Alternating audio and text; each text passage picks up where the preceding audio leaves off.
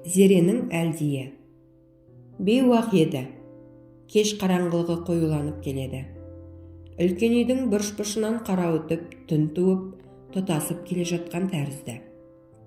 Жидебайдағы қыстаудың ең үлкен бөлмесі осы.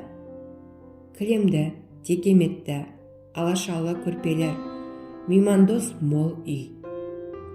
Абайдың кәрі әжесімен, өз шешесімен бірге тұратын үйі осы еді. Әлі шам жағылған жоқ. Жұрттың көбі тыста мал жайғап жүр. Шыңғыс жаққа қараған терезенің алдында қос тізерлеп, екі шынтағын терезенің алдына салып, иегін қолдарының үстіне қойып, абай отыр. Бұдан басқа оң жақта жер төсектің үстінде бала уатқан зере бар. Тізесімен тербетіп отырғаны айғыздан туған немере қызы 3 жасар Кәмшат.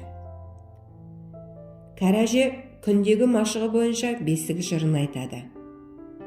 Өте бір өзгеше ескі жыр. Абайдың өз әжесінен басқа ешкімнен естімеген жыры.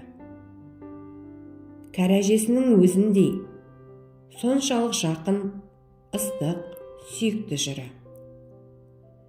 Кішкентай күнінде Абай өзі де кеш сайын осы жырдың тербеуімен ұйықтайтын. Сол күндерден бір ырғағы ауыспаған, бір сөзді де өзгермеген, ана жүрегінде айнымас жыр. Осындай қоңыр кештің қоңыр күйі, бейуағына жеткен әженің өмірлік гөй-гөйі. Сырт қарап отырған Абай әженің кейде шерлі, кейде мейірбан рақым күйін өзін тербетіп отырғандай сезеді. Аяқталмай созыла түссе екен дейді. Осы қыстауға қонғаннан бері кеш сайын Абай ешкімге білдірмей, елеусіз ғана әжесімен оңаша қалады. Неге қалатынын әжесіне де айтпайды. Жалғыз-ақ кеш батып, қораға мал келетін уақытта қалғанда, кіші шешесі Айғыздың үйіне барып, мына кішкене қарындасы Кәмшатты көтеріп, еркелетіп ойнап жүреді де, ақырында әжесіне әкеп береді. Кәмшат тез ұйықтамайды. Қазір де ала көлеңкеде кәрі әжесі байқап отыр.